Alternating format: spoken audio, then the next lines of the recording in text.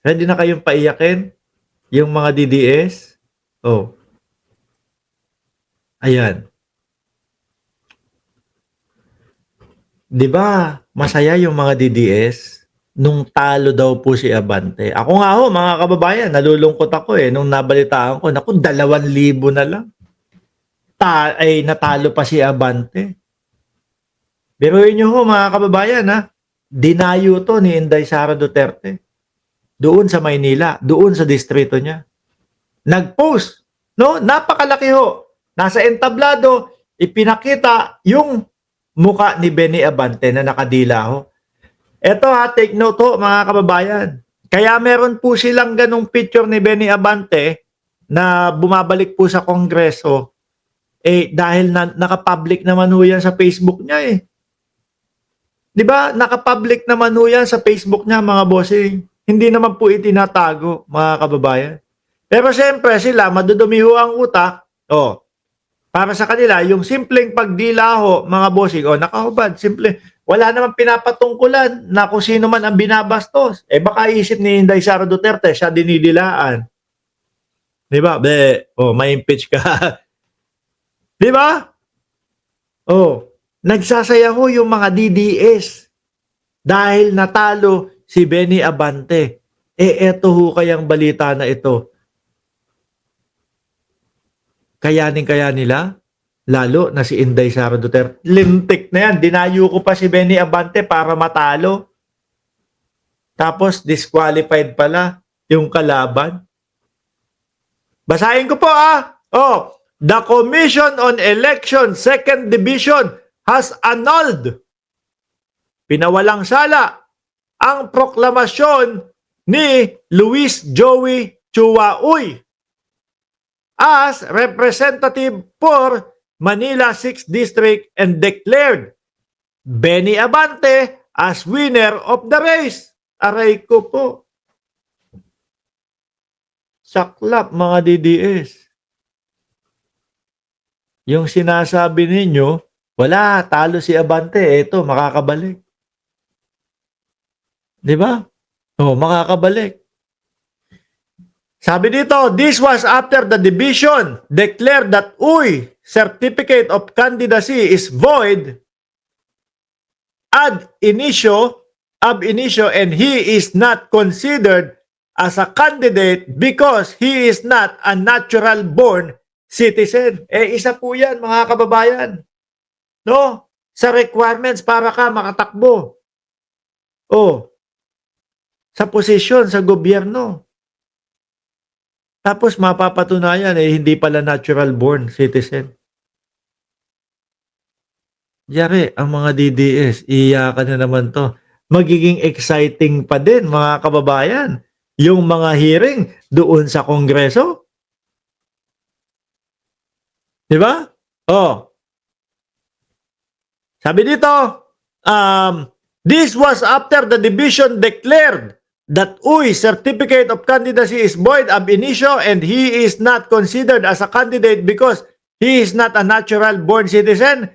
It said Uy's parents were non-Filipino when he was born March 15, 1962 and were naturalized as Filipino after his birth. Uy is a naturalized Filipino, no? Kagaya ni Brownlee ng Hinebra, mga kababayan. Ako, hindi ako maka-Hinebra.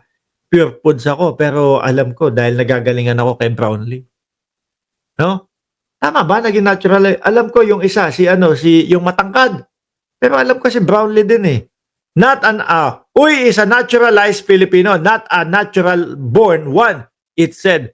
The second division declared Abante the duly elected member of the House of Representatives for Manila 6th District.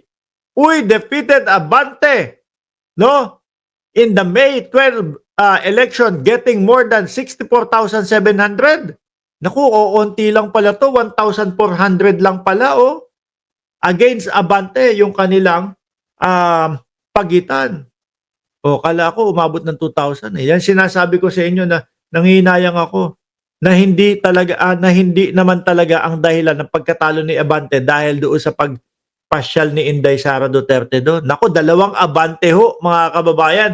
Ang kaiinisan ng mga DDS. Nandiyan po si nagbabalik na representative Bienvenido Benny Abante Jr. at si Attorney Princess Abante. 2 tong magpapaiyak sa mga DDS. Sabi ni Roslyn, siguro pakawala ng pogo yang si Joey Chua. Uy, kasama nung mayor ng Tarlac. Jack, maraming nagkalat na ganyan, nakagaya niya sa mundo ng politika. Magandang balita ho yan, ano no? Para kay Sara Duterte, mukhang malabong magandang balita ito. Talagang special sa kanya si Abante. Bakit to? Talagang dinayo niya pa sa Maynila para lang matalo, di ba? Ayan COMELEC Division declares Abante winner in Manila's 6th District. June 18, 2025. Updated June 19, 2025 in the morning. COMELEC on Wednesday announced that Abante's rival Joey Chua has been declared a non-candidate. Yung Duterte party list, wala na din yata yun. Ano po? Mukhang hindi na din mapoproklama yung Duterte. Ano yan? Duterte Youth? Mukhang malabo na ding maproklama yung Duterte Youth, mga kababayan. Sayang din yun, no? Nag-iisa na nakapasok doon sa top 10. Doon sa mga party list. Tapos ayan, iyakan din po. Akala makakatikim na. Naku, makakatikim na kami. Naku, congressman na ulit kami. Naudlot na naman. Cancel na yung Duterte Youth. Alam niyo po kung ano ang sasabihin ng mga DDS dyan, mga boss? Sabihin ako, grabe na talaga tong gobyerno na ito. Sinisikil yung mga kakampi ni Duterte. Yan po yung sasabihin. Paano naman po? Ayan, tingnan mo. Meron naman po silang dahilan kung bakit dapat i-cancel at kung bakit dapat na hindi iproklama. Sabi ni Eduardo Suwilen, iyak na naman ang mga supporter ni BP Sara. Baka kasama si BP Sara dyan. Di ba? Gustong-gusto nun na matalo si Abante. Ayaw nun na makabalik sa Kongreso. Dahil nga po yung isa po sa mga kongresista na matatapang po si Congressman Benny Abante. Biruin mo, ang dami na po nilang pinake news laban po kay Congressman Abante. Pati yung nakita nakasuot ng Rolex, pati yung BMW ni Congressman Abante. Naku po, pinansin. Yung sabi ng mga DDS, tignan mo, ang daming nakaw na pera nitong tao na to. Wala naman pong katotohanan. Hindi po ba pwede na meron lang negosyo at maganda ang kinikita? Kaya ako ayokong sasali sa politika Ayokong kakandidato Bakit to, mga kababayan? Sasabihin ako, yung pera niya ninakaw. Sasabihin niya mga yan. Naku, sasabihin ng mga DDS, mana sa amo niya yan, magnanakaw. Ganyan yung mga sasabihin niya mga yan. Kahit wala naman pong mga patunay. Aba! 2,571 viewers pala tayo. Tapos ang like natin, 831. Siguro DDS. No? DDS ba yung 1,700 o 1,800 dyan? At kaya kayo hindi nagla-like? Bahala kayo. Hindi, huwag niyo pong kalimutan na pindutin po yung like, yung subscribe, bago po tayo lumabas dito sa ating channel. Muli po, ako'y magpapaalam na. God bless po sa ating lahat. Mga boss, chief, amo, sir, madam, bili na po kayo. Piso Tumpo.